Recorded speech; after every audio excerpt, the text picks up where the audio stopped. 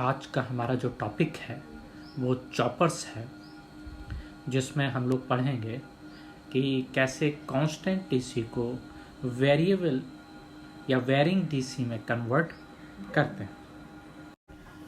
Chopper का principal है DC transformer, means DC से डीसी में कन्वर्ट करना। लेकिन यहाँ पर समझने की बात यह है कि कांस्टेंट डीसी को हम वेरिंग डीसी में कन्वर्ट करते हैं, यानी कि जो आउटपुट होगी उसको वेरी करा देंगे उसके मैग्नीट्यूड में और उसकी फ्रीक्वेंसीज में।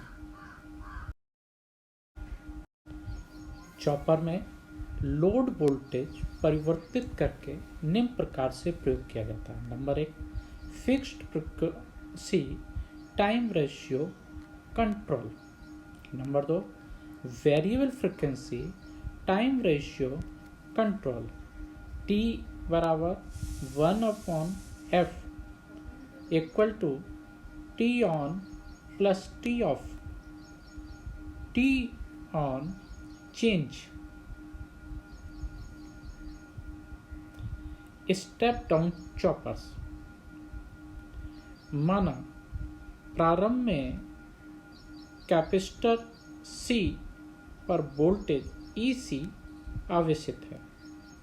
L2 एक अधिक प्रेरक का इंडक्टर है जो लोड धारा में रिपल्स को कम करता है, साथ में SCR को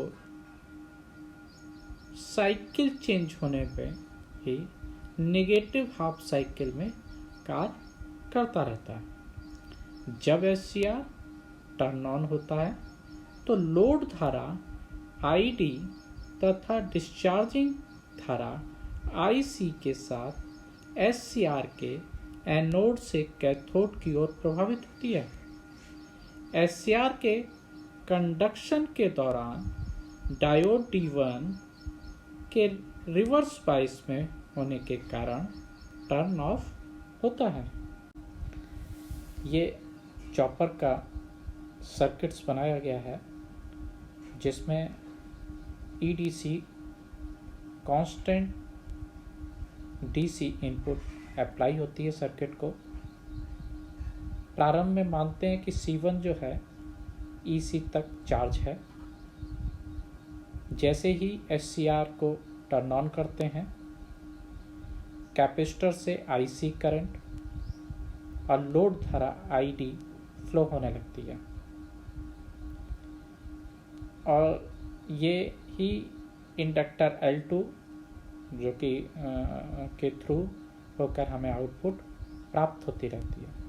कुछ समय के पश्चात इस करंट EC है ये अपोजिट हो जाती है, तो लोड धारा और IC करंट का विरोध होने लगता है, जिससे SCR आपका टर्न ऑफ हो जाता है, लेकिन करंट कॉन्स्टेंटली आपको आउटपुट में फ्लो होती रहती है। इस डायग्राम में दिखाने का प्रयास किया गया है कि कैपेसिटर पर वोल्टेज जब रिवर्स हो जाता है, जिसके कारण जो करंट है वो अपोजिट डायरेक्शन में फ्लो होने लगती है और जो आपके लोड करंट ID का विरोध करती है। जब ये दोनों करंट इक्वल हो जाती है तो SCR जो है हमारा टर्न ऑफ हो जाता है। इस समय आउटपुट वोल्टेज EDC के बराबर होगा। डिस्चार्जिंग धारा के धनात्मक अतिचार के पश्चात कैपेसिटर के अक्रॉस वोल्टेज रिवर्स डायरेक्शन में होगी, जिसके कारण डिस्चार्जिंग धारा IC विपरीत दिशा में होने के कारण लोड धारा यानी ID का विरोध करती है।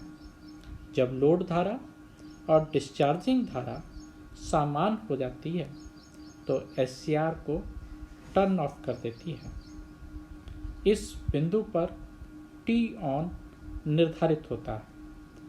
टी ऑफ को आवश्यकता अनुसार परिवर्तित कर SCR को पुनः टर्न ऑन किया जाता है।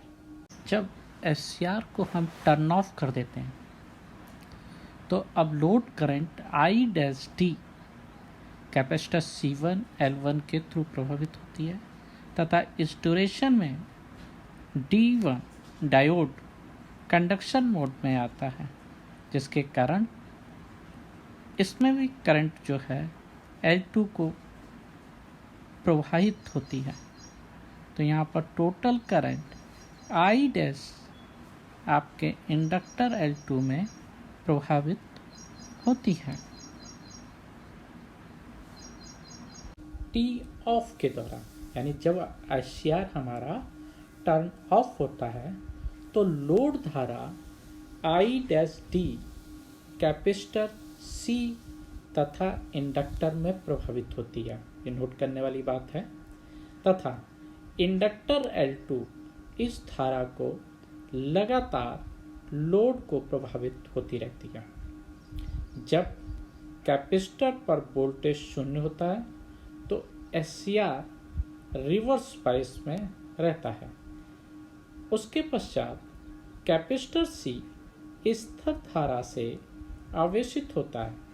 जब कैपेसिटर के अक्रॉस वोल्टेज EDC होने पर डायोड D1 फॉरवर्ड बायस में हो जाता है।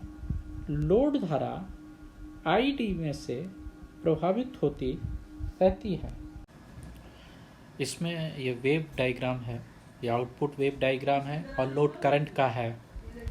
तो इसमें देखेंगे कि पहले जो आउटपुट वोल्टेज है वो EDC प्राप्त हो रही है, फिर कुछ समय के बाद ये तेज़ी से बढ़ती है क्योंकि हमारे जो डिस्चार्जिंग करंट है वो चेंज होती रहती है। ID करंट तो लगभग कांस्टेंट रहती है, लेकिन डिस्चार्जिंग करंट जो है वो चेंज होने के कारण आउटपुट वोल्टेज जो है वो इंक्रीज कर जाती है और फिर धीरे धीरे डिक्रीज होने के कारण हो जाती है। और एक बार ID करंट और IC करंट इक्वल होने के कारण SCR जो है वो ऑफ हो जाता है। तो ये जो SCR ऑन होने से और ऑफ होने तक का पीरियड SCR का टर्न ऑन टाइम कहलाता है, जो कि डायग्राम से दिखाया गया है। अब हम देखेंगे जब SCR हमारा ऑफ रहता है तो कांस्टेंट DC वोल्टेज से कैपेसिटर चार्ज होता है और L1 के थ्रू करंट जो है आउटपुट में प्राप्त होती है और डायोड भी हमारा टर्न ऑन हो जाता है। तो करंट डायोड और लोड करंट जो है वो ID से रिप्रेजेंट की गई है डायग्राम में।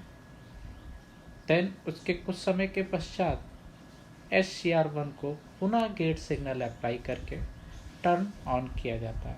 तो इस प्रकार T ऑन टाइम और T ऑफ टाइम से हमारा SCR का टोटल टाइम पता चलता है एवं ड्यूटी साइकिल पता चलती है तथा फ्रिक्वेंसी भी हम पता कर सकते हैं। इन सब को चेंज करके हम अपना वोल्टेज और फ्रिक्वेंसी जो है वो चेंज कर सकते हैं। धन्यवाद।